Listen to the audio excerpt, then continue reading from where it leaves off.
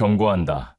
지금부터 내가 밝힐 대한민국에 대한 보고는 당신들이 알던 모든 것을 뒤엎을 것이다. 이것은 단순한 분석이 아니다. 절체절명의 위기 속에서 약소국으로 치부되던 한국이 감히 세계 패권의 판을 흔들려는 피와 강철로 새겨질 역사의 서곡이다. 전직 미 국방정보국 최고 분석관의 한마디는 곧 전 세계 정보기관을 충격에 빠뜨렸습니다. 북한의 핵위협과 중국의 군사굴기 사이에서 한국이 국제사회의 비난을 무릅쓰고 악마의 무기 집속탄을 대량 생산하는 이유. 미국의 철통 방어막마저 흔들 수 있는 SLBM을 디젤 잠수함에서 발사한 경악할 기술력. 그리고 마침내 그들이 극비리에 개발 중인 신의 방패, 핵추진 잠수함의 실체는 과연 무엇인가? 한때 동북아의 작은 국가로만 여겨졌던 대한민국. 그러나 이제 그들이 숨겨왔던 발톱을 드러내자 워싱턴과 베이징은 동시에 긴장하기 시작했습니다. 지금부터 존 맥케인의 눈으로 본 대한민국의 충격적인 진실, 그리고 그 누구도 예상치 못했던 거대한 반전의 이야기가 펼쳐집니다. 그 전에 잠깐 누르는데 1초도 걸리지 않는 좋아요와 구독 버튼을 눌러주시면 영상 제작에 아주 큰 힘이 됩니다. 그럼 오늘의 사연 시작합니다. 내 이름은 존 맥케인. 한때 미 국방정보국 DIA에서 동아시아 군사 전략을 분석하며 숱한 밤을 하얗게 지새웠던 사람입니다.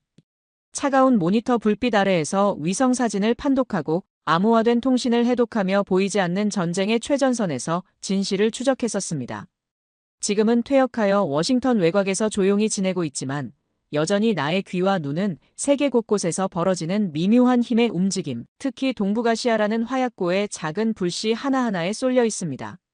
그곳에서 벌어지는 일들은 단순한 지역 분쟁을 넘어 세계 질서 전체를 뒤흔들 수 있는 잠재력을 가지고 있기 때문입니다. 최근 몇 년간 나의 모든 분석적 역량과 직관은 유독 한 곳, 바로 한반도라는 지정학적 요충지에 집중되어 있었습니다. 북한의 예측 불가능하고 광적인 도발은 이미 상수화된 위협이었지만 그보다 더 거대한 그림자는 바로 시시각각 팽창하는 중국의 군사적 야심이었습니다. 그 숨막히는 압박 속에서 대한민국이라는 나라가 보여주는 일련의 독자적인 군사적 행보들은 기존의 국제정치학 교과서나 군사전략 이론으로는 도저히 설명하기 어려운 불가사의한 수수께끼와도 같았습니다. 그들의 움직임은 때로는 너무나 대담했고 때로는 국제규범의 경계선을 아슬아슬하게 넘나드는 것처럼 보였으며 때로는 상식을 뛰어넘는 창의성마저 번뜩였습니다. 마치 좁은 절벽 위에서 외줄을 타는 고개사가 매 순간 추락의 위험을 무릅쓰면서도 관객들의 손에 땀을 쥐게 하는 환상적인 묘기를 선보이려는 듯한 그런 절박함과 비장함이 느껴졌습니다. 워싱턴 DC 앤드루스 공군기지 인근에 위치한 나의 개인 사무실. 벽 한 면을 가득 채운 세계 지도 위에는 수많은 압정과 색실이 복잡하게 얽혀 있었고 그 중에서도 한반도 주변은 유독 붉은색 위험 표시가 집중되어 있었습니다. 창밖으로는 자유의 상징인 국회의사당의 돔이 멀리 보였지만 내 머릿속은 자유와는 거리가 먼 철저한 힘의 논리가 지배하는 동북아의 냉엄한 현실로 가득 차 있었습니다. 책상 위에는 최신 군사기술 동향 보고서, 각국 정보기관의 분석 자료, 심지어는 암시장에서 은밀하게 거래되는 무기 정보까지 산더미처럼 쌓여 있었고 그 모든 자료의 귀퉁이에는 대한민국 ROK라는 이니셜이 붉은 펜으로 마치 낙인처럼 찍혀 있었습니다. 나의 첫 번째 의문이자 가장 큰 충격은 바로 집속탄이라는 악마의 무기와 관련된 것이었습니다.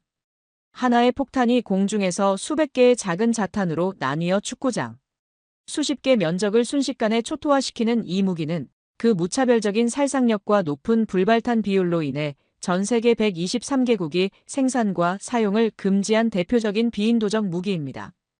그런데 민주주의와 인권을 최우선 가치로 내세우는 대한민국이 국제사회의 온갖 비난과 제재, 위협을 감수하면서까지 세계에서 두 번째로 많은 집속탄을 생산하고 있다는 사실은 도저히 납득하기 어려웠습니다. 더욱 놀라운 것은 한국의 대표적인 방산 기업인 한화가 이 집속탄을 탑재한 천무라는 다연장 로켓 시스템을 버젓이 해외에 수출까지 하고 있다는 점이었습니다. 과연 그들은 무슨 생각으로 이런 위험천만한 불장난을 하고 있는 것인가?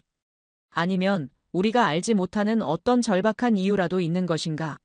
북한의 재래식 포병 전력이 압도적이라는 것은 익히 알려진 사실이지만 그것만으로 이 모든 비상식적인 행보를 설명하기에는 턱없이 부족해 보였습니다. 내 분석가로서의 본능이 이면에 거대한 무엇인가가 숨겨져 있음을 강하게 경고하고 있었습니다. 두 번째 퍼즐 조각은 더욱 복잡하고 정교했습니다.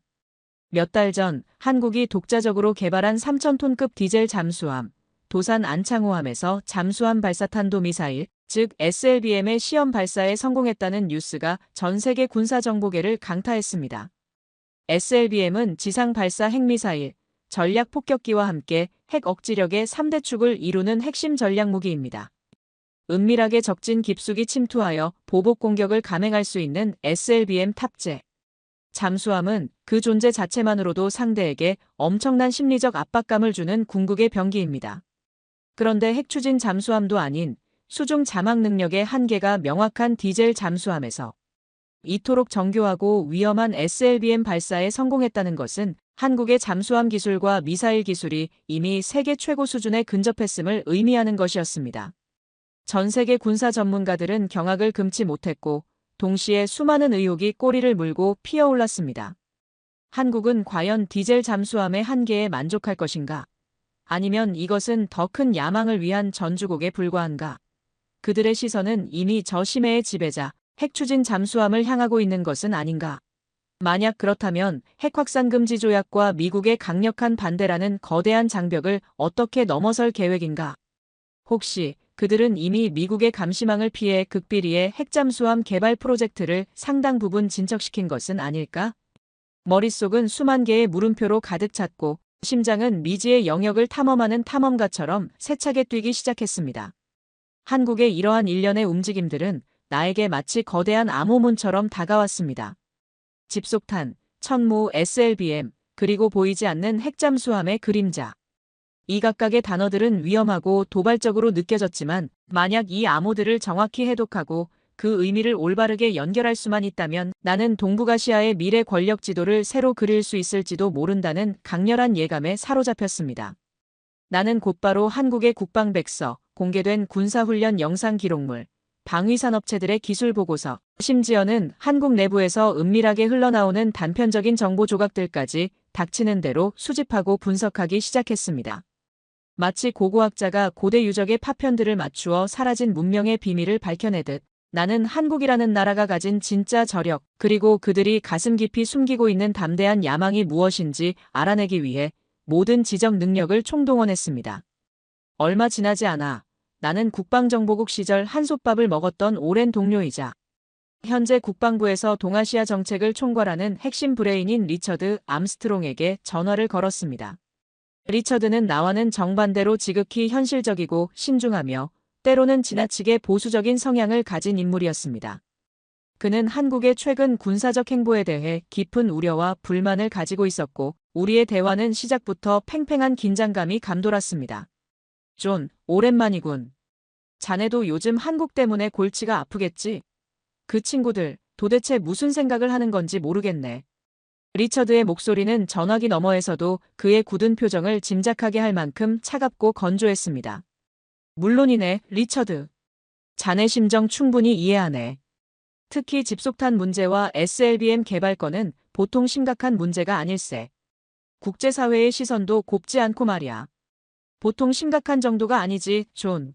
그들은 지금 명백히 선을 넘고 있네. 동맹국으로서 도저히 묵과할 수 없는 수준까지 치닫고 있단 말일세. 집속탄은 당장이라도 국제적인 외교 문제로 비화될 수 있고 만약 그들이 정말로 핵잠수함이라도 건조하려 한다면 그건 상상조차 하기 싫은 최악의 시나리오일세.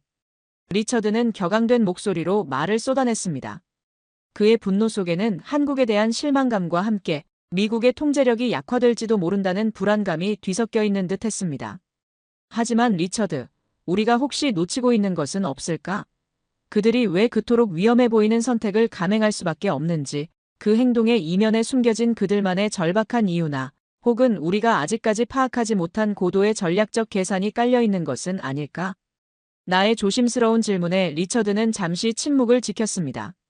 그의 침묵은 마치 폭풍 전야의 고요함처럼 느껴졌습니다.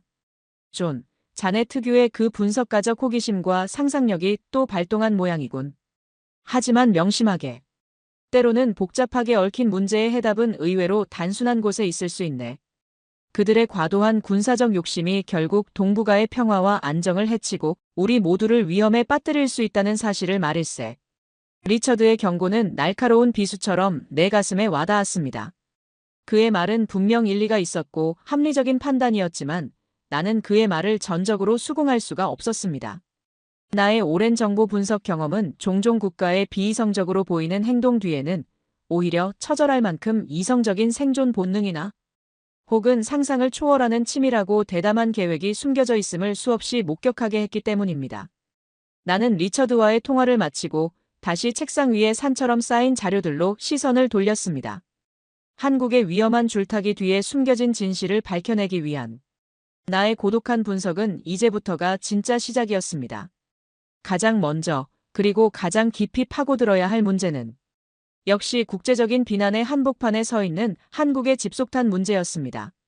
컴퓨터 화면에는 한화라는 한국의 거대 방산 기업이 노르웨이 국부 펀드를 비롯한 다수의 유럽 국가 연기금으로부터 비인도적 무기 생산 기업으로 낙인 찍혀 투자 금지 대상 목록에 올라있는 기사들이 쉴 새 없이 스크롤되고 있었습니다. 집속탄 혹은 국제적으로 클러스터 뮤니션이라고 불리는 이 무기는 하나의 모폭탄 안에 수백 개에서 수천 개의 작은 자탄들을 담고 있다가 공중에서 광범위한 지역으로 흩뿌리는 방식입니다. 그 파괴력은 실로 끔찍해서 한번 투하되면 축구장 수십 개에 달하는 면적이 순식간에 불바다와 파편 지옥으로 변해버립니다. 그래서 강철비라는 섬뜩한 별명으로 불리기도 합니다. 더욱 심각한 문제는 이 자탄들의 불발률이 매우 높다는 점입니다. 전쟁이 끝난 후에도 수십 년 동안 땅속에 묻혀 있다가 무고한 민간인, 특히 호기심 많은 아이들의 목숨을 앗아가는 비극이 끊이지 않고 발생하여 인류 최악의 발명품 중 하나로 꼽힙니다. 그런데 도대체 왜 지칠 국가의 문턱까지 넘보고 있는 선진국 대한민국이 이러한 악마의 무기를 포기하지 않고 오히려 세계 2위의 생산국이라는 오명까지 뒤집어쓰고 있는 것일까? 나는 곧바로 한국 국방부가 매년 발간하는 국방예산안과 중기 국방계획 자료들을 샅샅이 뒤졌습니다. 그리고 놀라운 사실을 발견했습니다. 2023년도 국방예산안에 확산탄 성능 개량 및 신규 도입이라는 항목으로 무려 227억 원이라는 결코 적지 않은 거금이 버젓이 편성되어 있었던 것입니다. 이것은 국제사회의 비난이나 우려 따위는 전혀 개의치 않겠다는 한국 정부의 노골적이고 단호한 의사표현이나 다름없었습니다. 그들이 내세우는 주된 명분은 역시나 휴전선 너머의 북한이라는 존재였습니다. 불과 수십 킬로미터 떨어진 곳에 세계에서 가장 폐쇄적이고 호전적인 독재 정권이 수십만 대군과 1만 문이 넘는 장사정포, 그리고 이미 실전 배치된 것으로 추정되는 전술핵 무기까지 보유하며 끊임없이 서울 불바다를 외치고 있는 현실. 이러한 절대적인 군사적 위협 앞에서 한국군 수뇌부는 북한의 압도적인 재래식 전력과 대규모 기갑부대의 남침을 저지하기 위한 가장 효과적이고 가성비 높은 비대칭 전력으로서 집속탄의 보유가 불가피하다고 일관되게 주장하고 있었습니다. 물론 일견타당하고 설득력 있게 들리는 주장이었지만 그것만으로는 한국의 집착에 가까운 집속탄 사랑을 전부 설명하기에는 여전히 부족함이 느껴졌습니다. 무언가 더 근본적이고 강력한 동기가 숨어 있을 것이라는 직감이 나를 사로잡았습니다. 나는 시선을 아주 먼 과거, 한국의 역사 속으로 돌려보았습니다. 때로는 현대의 복잡한 문제에 대한 해답이 의외로 오래된 역사의 페이지 속에 숨겨져 있기도 하기 때문입니다. 그리고 그곳에서 나는 경이로운 발견을 하게 되었습니다. 놀랍게도 한국은 이미 지금으로부터 600여 년 전인 15세기 조선 세종대왕 시절에 신기전이라는 이름의 다연장 로켓 무기를 세계 최초로 개발하여 실전에 운용했던 빛나는 과학기술의 역사를 가지고 있었습니다. 신의 기계 화살이라는 이름에서 알 수 있듯이 화차라는 이동식 발사대에 수십에서 수백 발의 화약을 채운 화살, 즉 로켓을 장착하고 동시에 발사하여 수백 미터 밖의 적진을 단숨에 초토화시키는 신기전의 위력은 당시로서는 그야말로 상상을 초월하는 첨단 과학기술의 결정체였습니다. 이것은 단순한 불화살 수준이 아니었습니다. 현대의 다연장 로켓 시스템과 그 기본 원리가 거의 동일한 시대를 수백 년 앞서간 혁신적인 무기체계였던 것입니다. 그리고 지금 한국이 북한의 장사정포에 대응하기 위해 심혈을 기울여 개발하고 있는 천무 다연장 로켓 시스템은 바로 그 자랑스러운 신기전의 DNA와 기술적 혼을 고스란히 이어받은 직계 후손인 셈이었습니다. 천무는 구경 130무유도 로켓 수십 발은 물론 정밀 유도가 가능한 230급 유도 로켓, 그리고 논란의 중심인 239 집속탄까지 발사할 수 있는 다재다능한 플랫폼이었습니다. 특히 천무에서 발사되는 집속탄은 단 한 발로 축구장 3개 면적을 순식간에 초토화시킬 수 있는 가공할 파괴력을 지니고 있었습니다. 이것은 결코 다른 나라의 기술을 어설프게 모방한 짝퉁 무기가 아니었습니다. 수백 년 전부터 면면이 이어져 온 자주국방에 대한 불타는 열망과 독자적인 첨단무기 개발에 대한 한국인 특유의 집념과 자부심이 만들어낸 그들만의 피와 땀이 서린 창조물이었습니다. 얼마 후 나는 스위스 제네바에서 열린 국제 군축 및 비확산 관련 고위급 컨퍼런스에 패널로 참석할 기회를 얻었습니다. 그곳에서 나는 예상치 못한 인물과 마주치게 되었습니다. 바로 중국 국책 싱크탱크 소속의 저명한 군사 전략가인 샤오밍이었습니다. 그는 40대 후반의 날카로운 용모에 서구식 정장을 말끔하게 차려입었지만 그의 눈빛에서는 숨길 수 없는 중화 사상의 오만함과 주변국에 대한 묘한 경멸감 같은 것이 느껴졌습니다. 그는 평소에도 각종 국제회의 석상에서 중국의 군사적 굴기를 노골적으로 과시하며 마치 현대판 조공이라도 받으려는 듯한 고압적인 발언을 서슴지 않아 여러 차례 구설에 올랐던 인물이었습니다. 그리고 아니나 다를까 컨퍼런스의 한 세션에서 그는 기다렸다는 듯이 한국의 집속탄 보유 문제를 정면으로 거론하며 맹렬한 비난을 퍼붓기 시작했습니다. 존경하는 의장님, 그리고 각국 대표단 여러분. 지금 이 순간에도 한반도의 평화를 심각하게 위협하는 요소가 존재하고 있다는 사실을 우리는 직시해야 합니다. 바로 대한민국이 국제사회의 강력한 반대에도 불구하고 대량으로 생산하고 비축하고 있다는 그 집속탄이라는 것입니다. 이 무기는 군인과 민간인을 가리지 않는 무차별적인 대량 살상 무기이며 그 어떤 명분으로도 정당화될 수 없는 명백한 국제법 위반이자 문명사회 전체에 대한 심각한 도전입니다. 우리는 한국이 즉각 모든 집속탄 생산 시설을 폐쇄하고 현재 보유하고 있는 모든 물량을 국제 감시 하에 전량 폐기할 것을 강력히 촉구해야 마땅합니다. 샤오밍의 목소리는 마치 정의의 사도라도 된 듯 단호했고 그의 발언은 특히 평화주의 성향이 강한 일부 유럽 국가 대표단들의 공감을 얻는 듯한 분위기였습니다. 그의 위선적이고 일방적인 매도에 나는 속으로 치밀어 오르는 분노를 가까스로 억눌렀지만 동시에 그의 발언 이면에 교묘하게 숨겨진 중국의 진짜 속셈을 간파할 수 있었습니다. 최근 급격하게 군사력을 강화하고 있는 한국의 존재는 특히 동북아시아의 패권을 장악하려는 중국의 야심에 크나큰 걸림돌이 되고 있었을 것입니다. 특히 천무와 같은 강력한 비대칭 전력과 이를 뒷받침하는 집속탄의 존재는 유사시 대만 침공이나 서해에서의 군사적 도발을 감행하려는 중국의 계획에 상당한 제약 요인으로 작용할 수밖에 없기 때문입니다.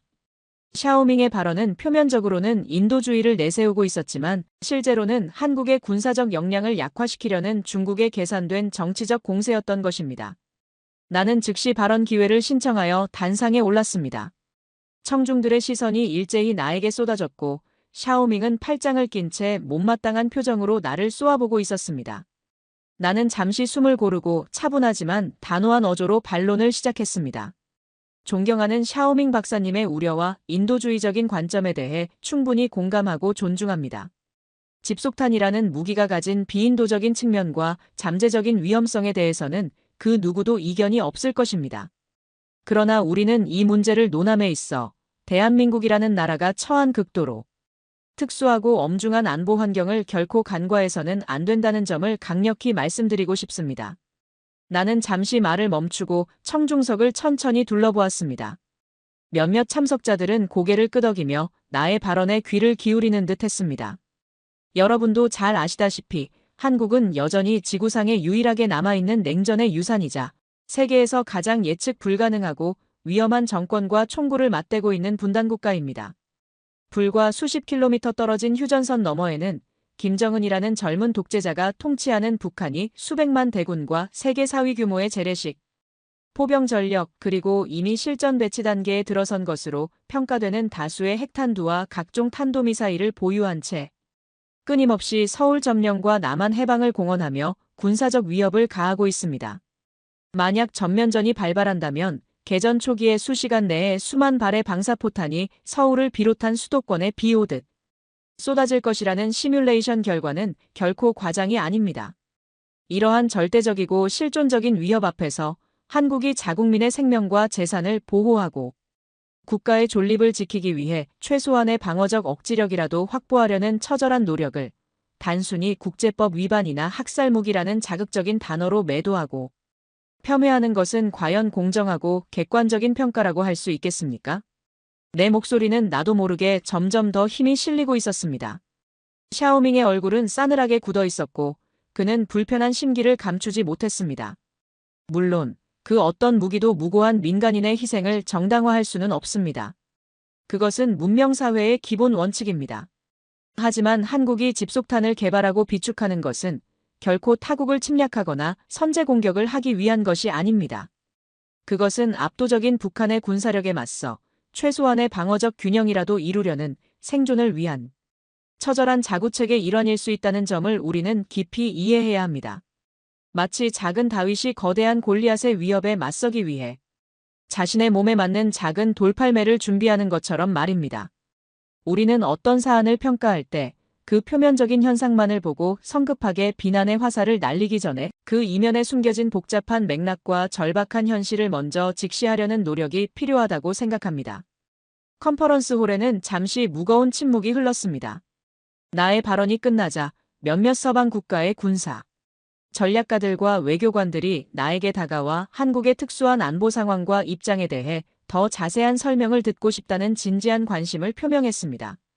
샤오밍은 나에게 차갑고 경멸 어린 눈초리를 한 번 더 던지고는 수행원들을 대동한 채 횡하니 회의장을 빠져나갔습니다.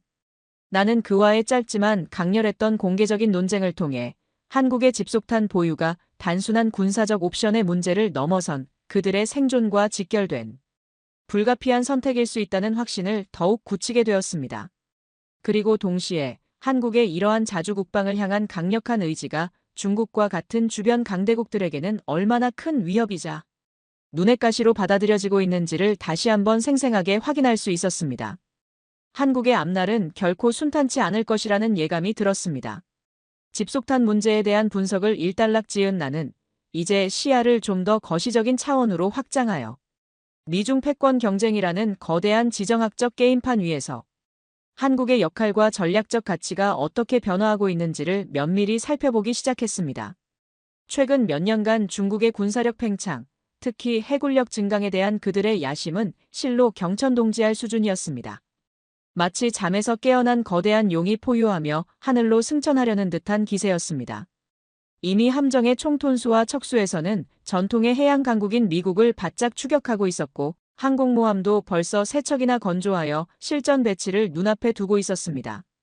그들의 첫 번째 항공모함인 야오닝함은 비록 우크라이나에서 들여온 낡은 함체를 개조한 것이었지만 두 번째 산둥함은 완전한 자력으로 건조에 성공했고 세 번째 푸젠함은 미국의 최신의 항공모함에만 적용되던 전자기식 캐터펄트까지 탑재하여 전 세계 군사 전문가들을 경악하게 만들었습니다. 그들의 목표는 너무나도 명확해 보였습니다. 서태평양에서 미국의 해양 패권을 종식시키고 대만을 비롯한 자신들의 핵심 이익 지역을 무력으로라도 확보하겠다는 숨길 수 없는 팽창주의적 야욕을 노골적으로 드러내고 있었던 것입니다. 이러한 중국의 거침없는 군사적 굴기에 워싱턴의 조야는 당연히 극도의 긴장감에 휩싸였습니다. 미국은 여전히 세계 최강의 해군력을 보유하고 있었지만 중국의 무서운 추격은 과거 소련과의 군비 경쟁 시절을 떠올리게 할 만큼 위협적이었습니다. 특히 미국의 힘의 상징이자 전 세계 해양 지배력의 핵심인 항공모함 전단의 위상은 절대적이었습니다. 10만 톤이 넘는 거대한 니미츠급 및 포드급 핵추진 항공모함은 그 자체로 하나의 움직이는 작은 국가이자 어지간한 중소국의 전체 공군력을 능가하는 막강한 전투력을 자랑했습니다. 최신의 F-35 스텔스 전투기와 FA-18 슈퍼호넷 전투폭격기를 비롯해 E-2 호크아이 공중조 기경 보통제기, EA-18G, 그라울러 전자전기 등 약 80여 대의 각종 항공기를 탑재하고 타이콘데로가급 이지스 순양함과 알레이버크급 이지스 구축함, 그리고 공격형 핵잠수함 등이 삼엄한 호위망을 펼치는 미국의 항모강습단은 그야말로 바다 위의 철옹성이자 지구상 어느 곳이든 24시간 이내에 막강한 군사력을 투사할 수 있는 미국의 가장 강력한 전략 자산이었습니다. 이러한 괴물 같은 항모 전단을 미국은 무려 10개 이상 운용하고 있었고, 이것은 양적으로나 질적으로나 중국이 단기간에 따라잡기에는 거의 불가능에 가까운 엄청난 격차였습니다. 더욱이 100년 이상 축적된 미국의 항공모함 운용, 노하우와 고도로 숙련된 파일럿 및 함정 승조원들은 돈으로도 살 수 없는 미국의 핵심적인 무형 자산이기도 했습니다. 그러나 이렇게 화려하고 압도적으로 보이는 미국의 해군력, 이면에는 일반인들은 쉽게 간과하기 쉬운 치명적인 그림자와 구조적인 취약점이 드리워져 있었습니다. 바로 미국 본토 조선업의 급격한 쇠퇴였습니다. 한때 제2차 세계대전 당시 한 달에 항공모함 한 척을 찍어내던 경이적인 생산력을 자랑했던 미국의 조선소들은 이제는 값싼 인건비를 앞세운 아시아 국가들과의 경쟁에서 밀려나 낡고 비효율적인 시설로 전락한 지 오래였습니다. 새로운 함정을 건조하는 속도는 중국의 신형 조선소들에 비해 현저히 뒤처지고 있었고, 숙련된 기술 인력의 부족과 높은 인건비는 함정 건조 비용을 천정부지로 끌어올리고 있었습니다. 실제로 최신의 알레이버크급 구축함 한 척을 건조하는데 중국은 평균 5년에서 6년 정도가 소요되는 반면 미국은 짧게는 7년에서 길게는 8년, 심지어 그 이상이 걸리는 경우도 허다했습니다. 이러한 문제는 이미 트럼프 행정부 시절부터 미국의 심각한 국가적 문제로 공공연하게 제기되었지만 수십 년에 걸쳐 형성된 구조적인 문제를 단기간에 해결할 뾰족한 방법은 보이지 않았습니다. 이것은 미국의 국가 안보에 심각한 영향을 미칠 수 있는 잠재적인 아킬레스건이었습니다. 아무리 세계 최강의 해군력을 보유하고 있다고 하더라도 새로운 함정을 적시에 공급받지 못하고 기존 함정의 유지 보수에 차질을 빚게 된다면 장기적으로 중국과의 치열한 해양 패권 경쟁에서 우위를 장담할 수 없다는 깊은 위기감이 워싱턴의 국방 전문가들 사이에서 팽배해지고 있었습니다. 바로 이 지점에서 나는 대한민국이라는 예기치 않은 변수가 미국의 전략적 계산에 얼마나 중요한 영향을 미칠 수 있는지를 다시 한번 절감하게 되었습니다. 한국은 현재 명실상부한 세계 최고 수준의 조선 기술력과 생산 인프라를 보유한 국가였습니다. 과거 70년대 오일 쇼크 이후 중동에서 벌어들인 달러를 바탕으로 조선업에 과감하게 투자하여 불과 한 세대 만에 일본과 유럽의 경쟁자들을 모두 물리치고 세계 조선 시장의 패권을 거머쥔 저력을 가지고 있었습니다. 특히 LNG 운반선, 초대형 유조선, 초대형 컨테이너선 등 고도의 기술력을 필요로 하는 고부가 가치 선박 시장을 거의 독점하다시피 하고 있었고, 군함 건조 기술 또한 이지스 구축함과 대형 상륙함을 자체적으로 건조하여 운용할 정도로 세계적인 수준에 도달해 있었습니다.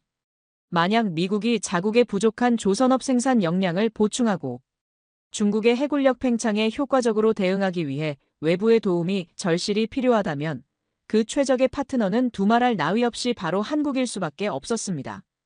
이미 한국은 미국의 핵심적인 군사 동맹국으로서 수십 년간 안보적으로 긴밀한 협력 관계를 유지해왔고, 첨단 군사기술 유출이나 국가 안보 정보, 보안 문제에 대한 우려도 다른 어떤 나라들보다 상대적으로 적다는 장점을 가지고 있었습니다. 나는 이것이 한국에게는 그야말로 하늘이 내려준 절호의 기회가 될 수 있음을 직감했습니다. 만약 한국의 외교안보 라인이 미국의 이러한 구조적인 약점과 지정학적인 필요성을 정확하게 간파하고 있다면 조선업 분야에서의 협력을 전략적인 지렛대로 활용하여 미국으로부터 상당한 수준의 반대급부를 얻어낼 수 있을 것이기 때문입니다. 그것은 F-35와 같은 최첨단 스텔스 전투기의 추가 도입이나 핵심 기술 이전일 수도 있고, 혹은 한국이 독자적으로 추진하고 있는 다른 민감한 국방사업, 예를 들어 차세대 전투기 개발이나 위성항법 시스템 구축, 심지어는 핵잠수함 건조와 같은 문제에 대한 미국의 암묵적인 용인이나 기술적 지원일 수도 있었습니다. 어쩌면 한국은 이미 물밑에서 미국과 이러한 문제들을 놓고 치열한 협상을 벌이고 있는지도 모를 일이었습니다.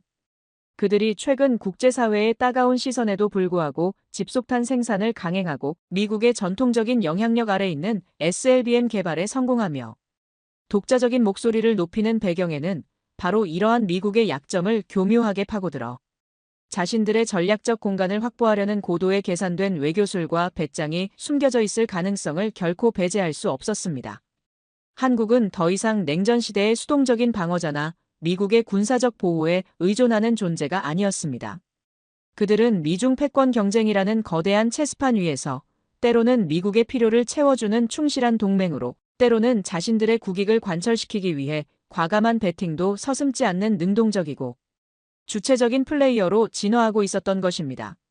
그들의 조용하면서도 치밀하고 때로는 섬뜩할 정도로 대담한 움직임은 나에게 이전과는 전혀 다른 종류의 경외감과 함께 약간의 두려움마저 불러일으키고 있었습니다. 한국은 우리가 생각하는 것 이상으로 훨씬 더 복잡하고 다층적인 전략을 구사하고 있었던 것입니다. 나의 분석은 자연스럽게 한국의 잠수함 능력, 특히 세계를 놀라게 한 SLBM 개발 성공과 그 너머의 아른거리는 핵잠수함 보유 가능성이라는 가장 민감하고 폭발력 있는 주제로 이어졌습니다. 2021년 9월 15일 대한민국 국방과학연구소가 독자 기술로 개발한 3,000톤급 중형 잠수함인 도산 안창호함에서 자체 개발한 SLBM 현무포의 수중 시험 발사에 성공했다는 소식은 마치 고요한 호수 한가운데 떨어진 거대한 바위처럼 전 세계 군사정보계에 엄청난 충격과 파문을 던졌습니다. 디젤- 전기 추진 방식의 재래식 잠수함에서 고체 연료를 사용하는 탄도미사일을 수직으로 발사하여 수백 킬로미터 떨어진 목표 지점에 정확히 명중시키는 것은 원자력 추진 잠수함을 운용하는 기존의 피요. 국가들도 쉽게 성공을 장담하기 어려운 극도로 높은 수준의 기술력을 필요로 합니다. 잠수함이라는 극도로 제한되고 협소한 공간에서 강력한 발사 압력을 견디며 미사일을 안전하게 수직으로 사출시키고 복잡한 수중 환경을 뚫고 공중으로 솟아오른 후 정확한 비행 궤도를 따라 목표물을 타격하기까지의 모든 과정은 단 1초, 아니 0.1초의 오차도 용납하지 않는 정밀 제어 기술의 결정체이기 때문입니다. 만약 발사 과정에서 아주 작은 기술적 결함이나 계산 착오라도 발생한다면 미사일이 잠수함 내부에서 폭발하거나 발사 직후 통제 불능 상태에 빠져 잠수함 자체의 안전은 물론 수십 명에 달하는 승조원들의 생명까지도 심각하게 위협받을 수 있는 극도로 위험한 시도입니다. 그런데 한국은 이 모든 기술적 난제들을 극복하고 세계에서 7번째로 SLBM 실전 운용 능력을 보유한 국가의 반열에 당당히 이름을 올린 것입니다. 이것은 단순한 기술적 성취를 넘어 한국의 국방과학기술 수준이 이미 세계 최고 수준에 도달했음을 전 세계에 과시한 일대 사건이었습니다. 도산 안창호함에 공개된 재원과 성능을 자세히 살펴보면 한국의 야심은 더욱 분명하게 드러났습니다.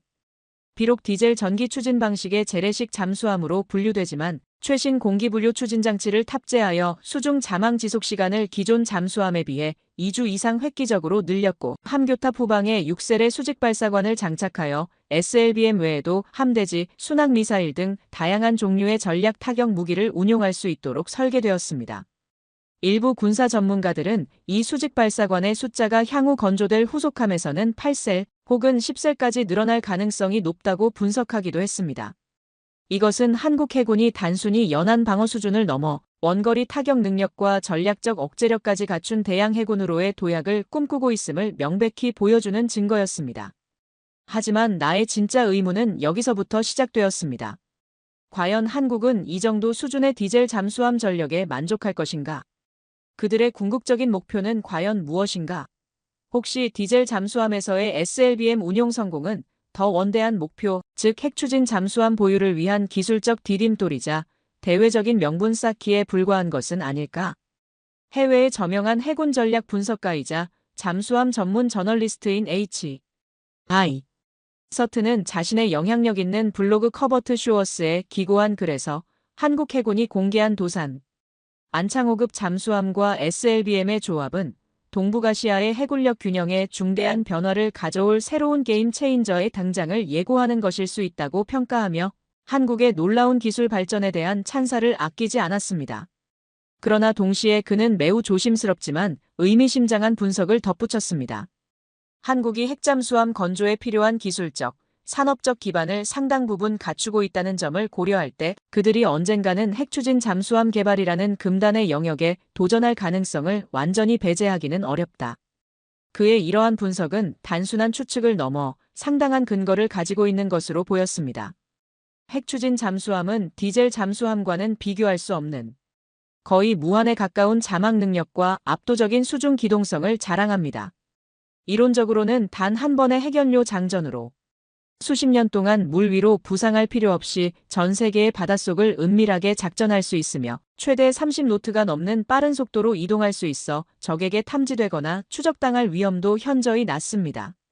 SLBM을 탑재한 핵추진 공격 원잠은 그야말로 상대방에게는 공포 그 자체인 가장 확실하고 생존성 높은 제2격 핵 보복 수단으로 간주됩니다. 이러한 핵추진 잠수함의 엄청난 전략적 가치를 북한의 핵 위협에 직접적으로 노출되어 있고 주변 4대 강국의 틈바구니에서 생존을 모색해야 하는 한국이 모를 리 없었습니다. 특히 북한이 이미 수십 기의 핵탄두와 다양한 종류의 탄도미사일을 실전 배치하고 핵 선제 사용까지 공언하고 있는 절체절명의 안보 상황 속에서 그리고 중국과 일본의 해군력 증강 경쟁이 날로 치열해지는 동북아의 불안정한 안보 지형 속에서 한국에게 핵추진 잠수함은 그 어떤 첨단 무기와도 비교할 수 없는 가장 매력적이고 강력한 전략적 비대칭 카드일 수밖에 없었습니다. 문제는 역시 미국의 강력한 반대와 국제적인 핵 비확산 체제라는 넘기 어려운 현실의 벽이었습니다. 미국은 지난 수십 년 동안 한국의 핵무장 시도는 물론이고 핵잠수함 보유에 대해서도 일관되게 반대 입장을 견지해왔습니다. 표면적으로는 핵기술의 무분별한 확산을 우려한다는 명분을 내세웠지만 실제로는 동북아시아에서 미국의 군사적 패권과 영향력이 약화되는 것을 극도로 경계했기 때문이라는 분석이 지배적이었습니다.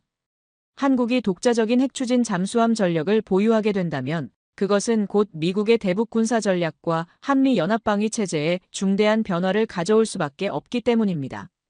그런데 바로 이 미묘한 시점에 미국의 유력 일간지인 뉴욕타임스에 매우 흥미롭고 시사하는 바가 큰 장문의 기사가 실렸습니다.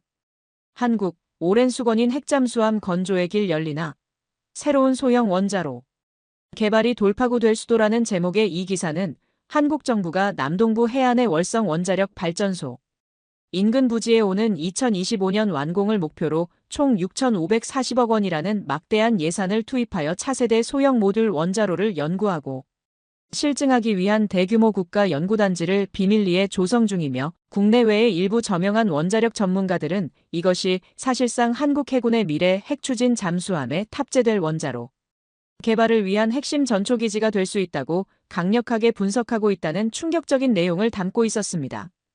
기사는 또한 한국이 그들의 가장 강력한 동맹국이 지난 수십 년 동안 그토록 강력하게 반대해왔던 바로 그것을 마침내 손에 넣기 위한 은밀한 발걸음을 내딛고 있는지도 모른다는 의미심장한 문구를 덧붙이며 한국이 이미 미국의 반대를 무릅쓰고 핵잠수함 개발을 향한 구체적인 로드맵을 가지고 있다는 강한 뉘앙스를 풍겼습니다. 나는 과거의 정보 파일들을 미친 듯이 다시 뒤적이기 시작했습니다. 그리고 그곳에서 나는 거의 잊혀졌던 하지만 한국 현대사에서 엄청난 파장을 몰고 왔던 하나의 비밀 프로젝트에 대한 기록을 발견하게 되었습니다. 그것은 바로 지금으로부터 20여 년 전인 2003년 당시 진보 성향의 노무현 대통령 재임 시절에 국방부와 국방과학연구소를 중심으로 극비리에 추진되었던 한국형 핵추진 잠수함 개발 사업, 일명 362 사업에 관한 것이었습니다.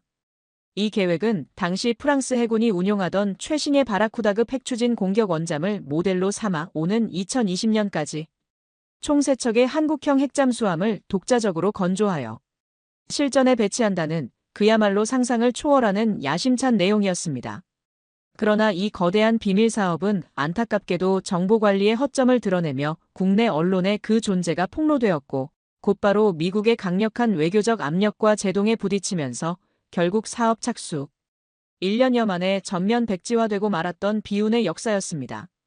당시 핵잠수함 보유의 꿈이 좌절된 한국 국민들은 엄청난 상실감과 함께 아무리 정의로운 명분과 뛰어난 기술력을 가지고 있다 하더라도 강대국들의 냉엄한 국제정치 논리와 자국의 이기적인 이해관계 앞에서 한 나라의 자주국방을 향한 열망이 얼마나 쉽게 꺾일 수 있는지를 뼈저리게 절감해야만 했습니다. 하지만 한국은 결코 거기서 포기하지 않은 것처럼 보였습니다. 362 사업의 쓰라린 실패는 그들에게 값비싼 대가를 치르게 했지만 동시에 무엇보다 소중한 교훈과 경험을 남겼을 것이 분명했습니다. 그들은 미국의 눈을 피해 더욱 은밀하고 치밀한 방식으로 그리고 더욱 강력한 의지를 가지고 다음 단계를 차분히 준비했을 가능성이 매우 높았습니다. 나는 모든 정보망을 총동원하여 수소문한 끝에 과거 362 사업의 핵심 실무자 중 한 명이었으며 현재는 퇴역하여 조용히 은거하고 있는 한국국방과학연구소 출신의 원로 과학자인 김 박사라는 인물과 어렵사리 연락이 닿아 비밀리에 접촉할 수 있었습니다. 그는 이미 70대 중반의 고령이었지만 여전히 그의 눈빛에서는 한국의 자주국방과 첨단 과학기술에 대한 식지 않은 뜨거운 열정과 자부심이 느껴졌습니다. 철저한 보안 유지를 위해 우리는 제3국의 한적한 도시에서 은밀하게 만났습니다. 존 맥케인 박사님, 이렇게 누추한 곳까지 직접 찾아와 주셔서 정말 감사합니다. 박사님의 명성은 익히 들어 알고 있었습니다. 김 박사는 세월의 흔적이 역력한 깊은 주름 사이로 온화하지만 형형한 눈빛을 빛내며 유창하진 않지만 또렷한 영어로 나를 맞이했습니다. 그의 악수하는 손에서는 오랜 연구와 고뇌의 시간이 느껴지는 듯 했습니다. 아닙니다, 김 박사님. 오히려 귀한 시간을 내주신 제가 더 감사를 드려야 할 입장입니다. 박사님께서 과거 한국의 국방과학 발전에 얼마나 큰 기여를 하셨는지 저도 잘 알고 있습니다. 오늘 이렇게 직접 뵙게 되어 정말 영광입니다. 격식적인 인사가 오간 후 나는 곧바로 본론으로 들어갔습니다. 우리의 만남은 결코 한가로운 담소를 나누기 위한 자리가 아니었기 때문입니다. 김 박사님, 단도직입적으로 여쭙겠습니다. 혹시 실례가 되지 않는다면 과거 362 사업에 대해 그리고 현재 한국의 핵잠수함 개발 가능성에 대해 박사님의 고견을 들을 수 있겠습니까? 최근 뉴욕타임스 보도 이후 전 세계가 한국의 움직임을 주목하고 있습니다. 나의 직접적인 질문에 김 박사는 잠시 찻잔을 들어 한 모금 마시더니 창밖의 낯선 풍경을 향해 시선을 돌렸습니다. 그의 얼굴에는 수많은 상념이 스쳐 지나가는 듯 했습니다. 한동안 침묵이 흐른 후 그는 천천히 입을 열었습니다. 맥케인 박사님, 아시다시피 저는 이미 현직에서 물러나 야인으로 돌아온 지 오래된 사람입니다. 제가 공식적으로 박사님께 말씀드릴 수 있는 정보는 거의 없습니다. 하지만 이것 하나만은 분명히 말씀드릴 수 있습니다. 우리 한국인들은 지난 수천 년의 역사 속에서 수없이 많은 외세의 침략과 국권, 상실의 아픔을 겪으면서 스스로를 지킬 수 있는 힘, 즉 자주국방의 역량이 없다는 것이 얼마나 비참하고 굴욕적인 결과를 가져오는지 뼛속 깊이 깨달았습니다. 특히 이 좁디좁은 한반도라는 땅덩어리는 지정학적으로 너무나도 불행하게 주변이 온통 우리보다 훨씬 강력한 군사력을 가진 나라들로 둘러싸여 있습니다. 북쪽에는 예측 불가능한 핵보유국이 버티고 있고 바다 건너에는 과거 우리를 침략했던 나라가 다시 군국주의의 망령을 되살리려 하고 있으며 서쪽에는 세계 패권을 넘보는 거대한 용이 웅크리고 있습니다. 이러한 냉엄한 국제질서 속에서 우리 대한민국이 다른 어느 누구에게도 의존하거나 구걸하지 않고 오직 우리 자신의 힘으로 우리 바다와 우리 영토 그리고 우리 국민의 생명과 재산을 온전히 지켜낼 수 있는 강력한 힘을 가져야 한다는 것은 어쩌면 선택의 문제가 아니라 우리 민족에게 주어진 피할 수 없는 숙명과도 같은 것이라고 저는 생각합니다. 김 박사의 목소리는 낮고 차분했지만 그 안에 담긴 무게감과 비장함은 나의 가슴을 깊이 울렸습니다. 그는 핵잠수함 개발 여부에 대해 직접적인 확답은 교묘하게 피해갔지만 그의 모든 말 속에는 그 이상의 강렬한 의지와 염원이 녹아 있었습니다. 그는 또한 대화 도중에 한국이 이미 3,000톤급 이상의 중형 잠수함 선체를 독자적으로 설계하고 건조할 수 있는 셔플보드라고 불리는 핵심 기반 기술과 산업 인프라는 충분히 갖추고 있으며 핵잠수함의 심장이라고 할 수 있는 소형 원자로 기술 역시 이미 세계 최고 수준으로 평가받는 한국의 상업용 원자력 발전소 설계 및 운영 경험을 통해 상당 부분 기술적 노하우를 축적해 놓았다고 강력하게 암시했습니다. 그에게 있어 가장 큰 난관이자 마지막 퍼즐 조각은 역시 핵연료의 안정적인 확보 문제와 이를 둘러싼 미국을 비롯한 국제사회의 정치적 승인 문제인 것처럼 보였습니다. 김 박사와의 비밀스러운 만남을 마치고 워싱턴으로 돌아오는 비행기 안에서 나는 깊은 생각과 함께 복잡한 감정에 휩싸였습니다. 한국의 핵잠수함 개발을 향한 열망은 단순한 군사적 야심이나 국력, 과시욕을 넘어선 이 냉혹한 국제사회에서 살아남기 위한 처절한 생존 본능의 발로일지도 모른다는 강한 인상을 받았습니다. 그리고 바로 그때 마치 운명의 장난처럼 또 하나의 극도로 민감하고 놀라운 정보가 나의 첩보망에 걸려들었습니다. 최근 프랑스가 호주와의 차세대 잠수함 공동 개발 계약이 미국의 개입으로 인해 일방적으로 파기된 것에 대해 엄청난 외교적 배신감을 느끼고 있으며 이에 대한 보복 조치이자 새로운 활로 모색의 일환으로 한국과의 핵 관련 기술 협력, 특히 핵잠수함용 소형 원자로 개발 및 핵연료 재처리 기술 분야에서 매우 적극적이고 구체적인 협력 의사를 타진해오고 있다는 충격적인 내용이었습니다. 만약 이것이 단편적인 루머가 아니라 실제 진행 중인 상황이라면 한국에게는 그동안 핵잠수함 개발의 가장 큰 걸림돌 중 하나였던 핵연료의 안정적인 공급 문제를 해결하고 미국의 기술적 통제로부터 벗어날 수 있는 그야말로 예상치 못했던 절호의 기회가 열리는 셈이었습니다. 한국 특유의 치밀한 외교력과 뛰어난 기술 협상력이 프랑스의 절박한 상황과 맞아떨어진다면 과거에는 불가능하게만 보였던 한국의 핵잠수함 보유의 꿈이 마침내 현실의 문턱을 넘을 수도 있다는 생각이 들자 등줄기를 따라 짜릿한 전율과 함께 묘한 흥분감마저 느껴졌습니다. 바야흐로 동북아시아의 지정학적 판도를 뒤흔들 거대한 폭풍이 몰려오고 있음을 직감했습니다. 하지만 한국의 이러한 담대하고 야심찬 핵잠수함 개발을 향한 행보가 순탄하게 그리고 아무런 제약 없이 진행될 리는 만무했습니다. 예상했던 대로 가장 먼저 그리고 가장 강력하게 제동을 걸고 나선 것은 역시나 그들의 가장 강력한 동맹국이자 동시에 가장 민감하게 그들의 군사적 성장을 경계하고 있던 미국이었습니다.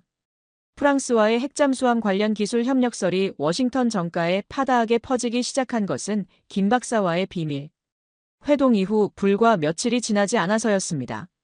그리고 곧바로 국방부의 오랜 동료이자 현재 동아시아 정책을 총괄하고 있는 리처드 암스트롱으로부터 다급한 연락이 왔습니다.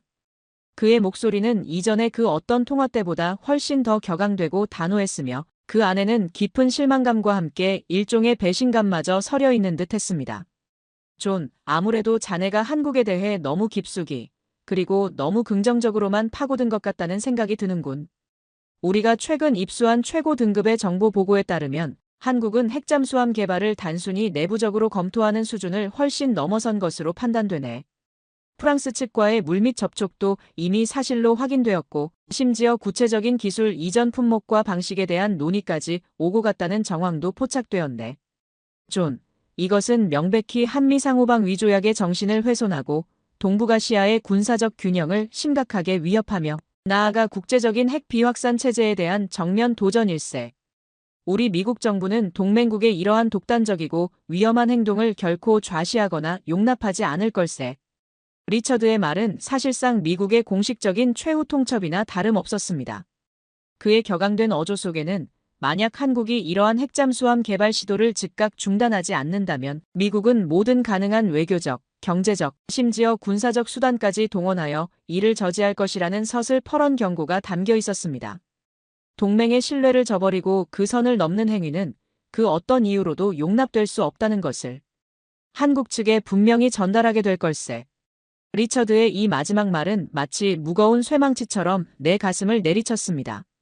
또다시 강대국의 냉엄한 힘의 논리 앞에서 한 약소국의 자주국방을 향한 처절한 열망이 꺾이고 좌절되는 것은 아닌가 하는 깊은 불안감과 안타까움이 파도처럼 밀려왔습니다. 역사는 이렇게 또다시 반복되는 것인가?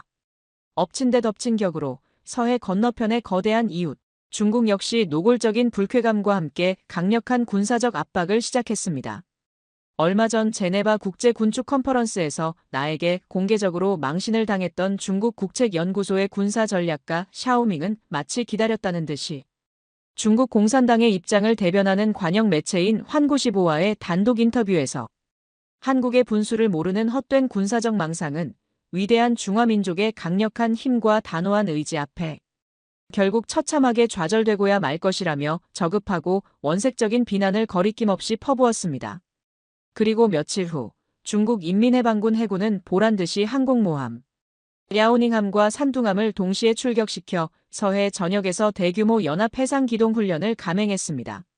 수십 척의 최신의 구축함과 호위함, 그리고 전략 폭격기까지 동원된 이 훈련은 명백히 한국의 핵잠수함 개발 의지를 겨냥한 고강도의 무력 시위이자 군사적 협박이었습니다. 마치 너희 따위가 감히 핵잠수함이라는 것을 넘보려 하다니 우리의 진정한 힘을 보여주겠다라고 으름장을 놓는 듯한 오만하고 폭력적인 행동이었습니다. 이로 인해 동북아시아의 군사적 긴장감은 순식간에 최고조로 치달았고 한반도는 또다시 열강들의 힘겨루기장이 될 위기에 처했습니다. 내부적으로도 한국의 핵잠수함 개발 프로젝트는 수많은 난관과 도전에 직면해 있는 것처럼 보였습니다. 김 박사와의 대화에서도 어렴풋이 느낄 수 있었듯이 과거 362 사업이 갑작스러운 좌초는 당시 프로젝트에 참여했던 한국의 국방과학자들과 해군 관계자들에게 씻을 수 없는 깊은 트라우마와 패배감을 안겨준 듯 했습니다. 핵잠수함의 심장이라고 할 수 있는 소형 원자로의 안정성과 효율성을 완벽하게 검증하는 문제, 수중에서 장기간 은밀하게 작전하는 승조원들의 생명 유지 시스템과 방사능 차폐 기술, 그리고 무엇보다 핵연료의 안정적인 확보와 사용 후 핵연료의 안전한 처리 문제는 결코 단기간에 쉽게 해결될 수 있는 기술적 난제들이 아니었습니다. 또한 핵잠수함 한 척을 건조하고 운용하는 데 필요한 천문학적인 국방 예산을 확보하고 이에 대한 국민적인 공감대와 지지를 이끌어내는 것 역시 결코 만만치 않은 정치적 과제였습니다. 자칫하면 국내의 극심한 찬반 논쟁과 정치적 갈등으로 인해 사업 자체가 시작도 하기 전에 표류하거나 좌초될 수도 있는 매우 민감하고 위험한 상황이었습니다. 마치 거친 풍랑이 몰아치는 망망대해 한가운데서 사방에서 몰려드는 거대한 파도와 암초에 둘러싸인 채 위태롭게 항해하는 작은 돛단배처럼 한국의 핵잠수함 개발의 꿈은 그야말로 풍전등화의 위태로운 운명에 놓여있는 것처럼 보였습니다. 이렇듯 절체절명의 위기 상황 속에서 나는 문득 한국이라는 나라가 가진 그들만의 독특하고 경이로운 저력, 그리고 그들의 역사 속에 깊이 각인된 불굴의 DNA에 대해 다시 한번 깊이 생각하게 되었습니다. 그들은 지난 수천 년의 역사 동안 수없이 많은 외세의 침략과 국권 침탈, 그리고 동족상잔의 비극이라는 참혹한 시련을 겪으면서도 결코 좌절하거나 굴복하지 않고 마치 불사조처럼 잿더미 속에서 다시 일어서고 또 일어섰던 강인한 민족이었습니다. 불과 반세기 전 처참했던 6.25 전쟁의 폐허 속에서 전 세계에서 가장 가난한 최빈국으로 전락했던 나라가 미국의 경제학자들조차 쓰레기통에서 장미꽃이 피기를 기대하는 것이 더 현실적이라고 조롱했던 그 나라가 지금은 전 세계 GDP 순위 10위권의 경제대국이자 반도체, 스마트폰, 자동차, 조선, 철강 등 첨단 산업 분야에서 세계 시장을 선도하는 기술 강국으로 그리고 K-팝과 K-드라마로 대표되는 한류 문화를 통해 전 세계인의 마음을 사로잡는 문화 강국으로 우뚝 솟아오른 기적을 몸소 이루어냈습니다. 그들의 작은 가슴 속에는 깊은 한의 정서와 함께 그 한을 반드시 극복하고 더 나은 미래, 더 강한 나라를 만들어야 한다는 처절하고도 뜨거운 응축된 에너지가 마치 용암처럼 들끓고 있었던 것입니다. 어쩌면 지금 그들이 보여주고 있는 집속탄 개발에 대한 집착, SLBM 발사, 성공의 쾌거, 그리고 핵추진 잠수함에 대한 불타는 열망은 단순히 군사적인 필요성이나 기술적인 성취욕을 넘어선 과거의 치욕스러운 역사를 결코 되풀이하지 않겠다는 비장한 각오이자 그 누구도 함부로 얕보거나 무시할 수 없는 강력한 자주 국방력을 확보하겠다는 처절한 의지의 발현일지도 모른다는 강한 생각이 들었습니다. 그것은 생존을 위한 처절한 몸부림이자 동시에 미래를 향한 담대하고도 숭고한 도전이었습니다. 나는 리처드에게 다시 전화를 걸었습니다. 그의 목소리는 여전히 냉랭했지만 나는 이전보다 훨씬 더 단호하고 확신에 찬 어조로 그에게 말했습니다. 리처드, 자네와 워싱턴의 우려에 대해 충분히 이해하고 있네. 그리고 국제질서라는 것이 얼마나 냉엄한 현실인지도 잘 알고 있네. 하지만 이번만큼은 단 한 번만이라도 한국이라는 나라를 얕보거나 섣불리 예단하지 않는 것이 좋을 걸세.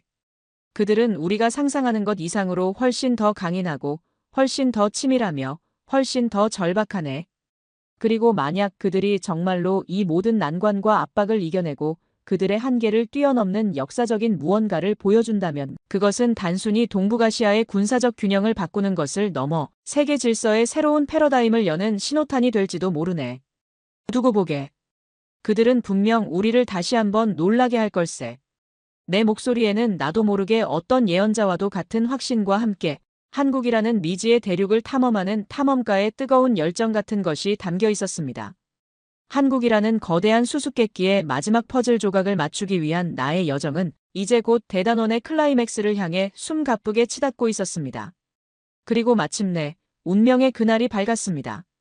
전 세계 모든 정보기관과 군사 전문가들이 숨을 죽인 채 한반도의 일거수일투족을 예의주시하던 어느 늦가을 새벽, 북한의 김정은 정권이 보란듯이 신형 대륙 간탄도 미사일 화성 18형으로 추정되는 발사체를 평양 순안 국제공항 일대에서 동해상으로 기습 발사했습니다.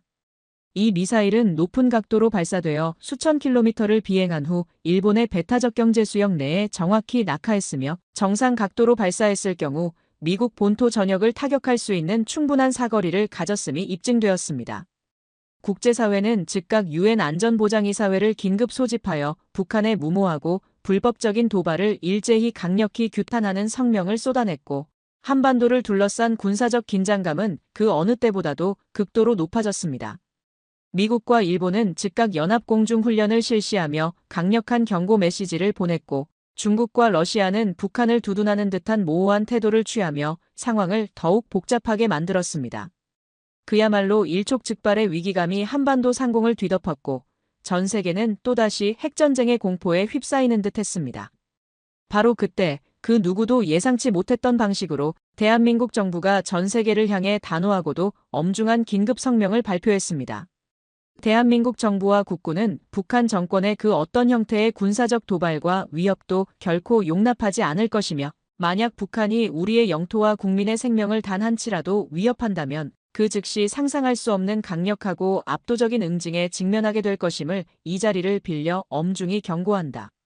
이에 대한민국은 우리 스스로의 힘으로 국가와 국민의 안위를 완벽하게 수호하기 위한 강력한 대응 의지를 천명하며 그동안 K방산의 신화 뒤에 가려져 있던 그러나 실제로는 훨씬 더 강력하고 치명적인 차세대 비대칭 전략 방어 시스템의 일부를 오늘 전격적으로 공개한다.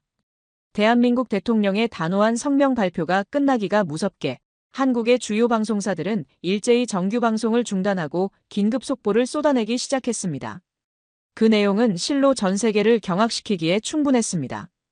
대한민국 국방과학연구소가 지난 10여 년간 극비리에 개발해온 고체 연료 기반의 신형 장거리 지대지 탄도미사일 현무5의 마지막 시험 발사가 완벽하게 성공했음을 알리는 영상이 전격 공개된 것입니다. 동해안의 한 비밀 발사기지에서 거대한 이동식 발사 차량에 탑재된 육중한 미사일이 엄청난 화염과 굉음을 내뿜으며 마치 하늘을 찢을 듯이 수직으로 치솟아오르는 모습은 그 자체로 강력한 전략적 경고 메시지였습니다. 더욱 놀라운 것은 이 현무5 미사일이 기존의 액체 연료를 사용하던 현무2나 현무3와는 달리 발사 준비 시간이 수분 이내로 극히 짧고 지하 사일로나 이동식 발사 차량에서도 은밀하게 운용이 가능하여 적의 선제 타격으로부터의 생존성이 획기적으로 향상되었다는 점이었습니다. 또한 다탄 두 각계 재돌입 비행체 기술까지 적용되어 여러 개의 탄두로 각기 다른 목표물을 동시에 정밀 타격할 수 있으며 그 사거리는 한반도를 넘어 중국의 베이징과 일본의 도쿄까지도 충분히 도달할 수 있는 수준으로 분석되었습니다. 이것은 유사시 북한의 핵미사일 기지는 물론 지휘부까지도 선제적으로 정밀 타격하여 무력화시킬 수 있는 실질적인 참수작전 능력을 한국이 독자적으로 확보했음을 전 세계에 공표한 것이나 다름없었습니다. 하지만 진짜 세상을 뒤흔든 메가톤급 충격은 바로 다음에 이어졌습니다. 국방부 장관이 직접 카메라 앞에 나서서 진행한 긴급 브리핑에서 그는 떨리는 목소리를 애써 감추며 그러나 그의 눈빛은 그 어느 때보다 확신에 차 빛나며 다음과 같이 전 세계를 향해 역사적인 선언을 했습니다. 존경하는 대한민국 국민 여러분, 그리고 자유와 평화를 사랑하는 세계 시민 여러분. 오늘 대한민국은 우리의 해양 주권과 국가의 핵심 이익을 그 어떤 외부의 위협으로부터도 완벽하게 수호하고 나아가 한반도의 항구적인 평화와 번영을 구축하기 위한 위대한 역사적인 첫걸음을 내딛고자 합니다. 대한민국 정부는 오늘 이 시간부로 지난 수십 년간 우리 국민 모두가 간절히 염원해왔던 그리고 순수 우리 대한민국의 기술과 자본으로 건조될 최초의 한국형 핵추진 잠수함 코드네임 장보고 3와 배치3 건조 사업을 공식적으로 시작함을 전 세계 앞에 엄숙히 선언하는 바입니다. 국방부 장관의 발표가 채 끝나기도 전에 기자회견장은 마치 거대한 폭탄이라도 터진 듯 엄청난 카메라 플래시 세례와 함께 기자들의 탄성과 질문 공세로 아수라장이 되었습니다. 대한민국 핵추진 잠수함 건조 공식화 2단 7글자의 충격적인 헤드라인은 순식간에 전 세계 모든 주요 언론과 방송 뉴스의 머리 기사를 장식하며 지구촌 전체를 뒤흔들었습니다. 그동안 수많은 의혹과 추측 속에서 베일에 쌓여있던 한국의 핵잠수함 개발 의지가 마침내 그 누구도 부정할 수 없는 명백한 현실로 드러난 역사적인 순간이었습니다. 샤오밍을 비롯한 중국의 군사 전략가들은 믿을 수 없다는 듯 망연자실한 표정으로 TV 화면을 바라보았고 그들의 얼굴에서는 극도의 당혹감과 함께 깊은 분노가 교차하는 듯 했습니다. 리처드 암스트롱 역시 워싱턴의 국방부 집무실에서 이 충격적인 뉴스를 접하며 복잡하고 착잡한 심정으로 말을 잇지 못하고 있을 것이 분명했습니다. 그 누구도 심지어 나 존 맥케인조차도 이토록 빠르고 대담하게 한국이 자신들의 숨겨진 카드를 꺼내들 것이라고는 미처 예상하지 못했던 그야말로 세계사의 흐름을 바꿀 수도 있는 거대한 반전이었습니다. 나는 워싱턴의 내 개인 사무실에서 이 모든 숨막히는 상황을 위성 생중계로 지켜보며 온몸에 전율이 흐르는 것을 느꼈습니다. 이것은 단순히 새로운 무기 개발 계획을 발표하는 차원의 문제가 아니었습니다. 이것은 대한민국이라는 나라가 더 이상 과거의 약소국으로서 주변 강대국들의 눈치를 보거나 그들의 처분에 자신들의 운명을 내맡기지 않겠다는 피와 땀으로 쟁취한 경제력과 기술력을 바탕으로 자주국방을 향한 강력하고도 숭고한 의지를 전 세계에 당당히 선포한 역사적인 독립선언과도 같았습니다. TV 화면에는 서울 광화문 광장을 가득 메운 한국 국민들이 태극기를 흔들며 서로 부둥켜 안고 환호하는 모습이 클로즈업되어 비춰졌습니다. 국가적인 위기 상황 속에서 오히려 더욱 하나로 똘똘 뭉치고 자국의 국방력 강화에 대한 뜨거운 자부심과 지지를 아낌없이 표출하는 그들의 모습은 나에게 깊은 감동과 함께 어떤 경외심마저 느끼게 했습니다. 나는 나지막이 그러나 심장에 뜨거운 고동을 느끼며 중얼거렸습니다. 대한민국은 단순한 지역의 방어자를 넘어 이제 세계 질서의 판을 새로 짜는 진정한 게임 체인저가 되려고 하는군. 격동의 동북아시아, 아니 전 세계의 지정학적 판도는 이제 누구도 예측할 수 없는 거대한 지각 변동을 예고하며 요동치기 시작했습니다.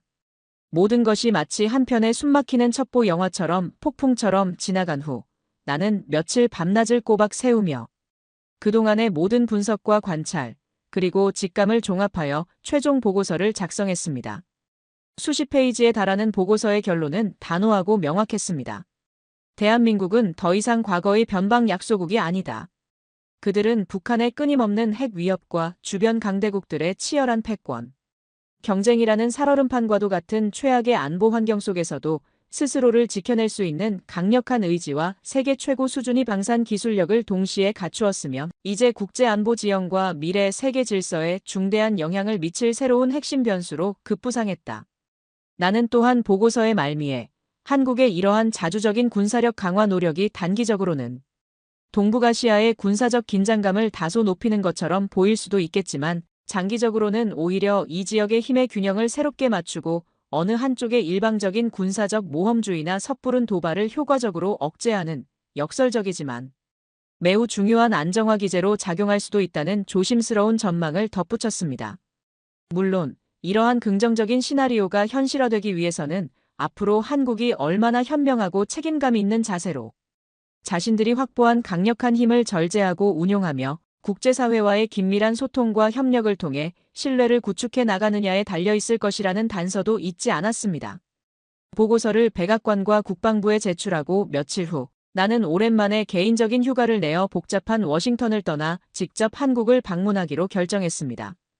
이전의 몇 차례 방문은 대부분 군사시설 시찰이나 정부 고위 관계자들과의 딱딱한 면담과 같은 지극히 업무적인 목적이었지만 이번에는 조금 더 편안하고 자유로운 여행자로서 한 명의 인간으로서 한국이라는 나라의 진짜 속살을 느껴보고 싶었습니다.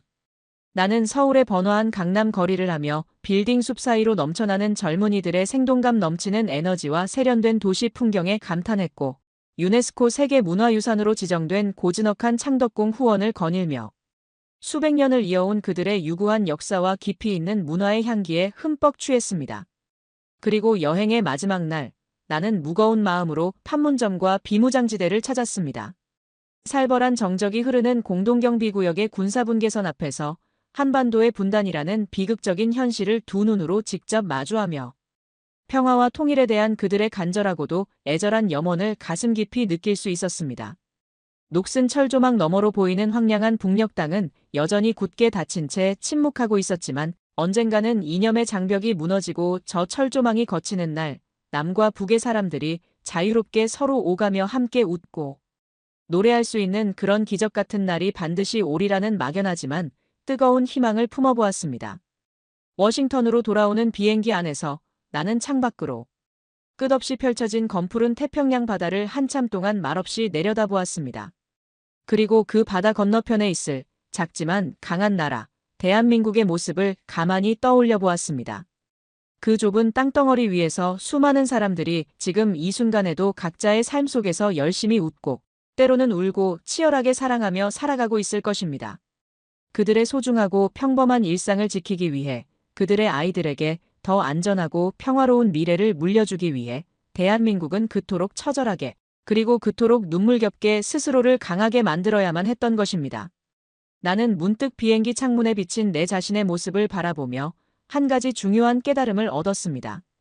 한국이 그토록 심혈을 기울여 개발하고 있는 그 최첨단 무기들은 결코 다른 나라를 침략하거나 파괴하기 위한 것이 아니었습니다.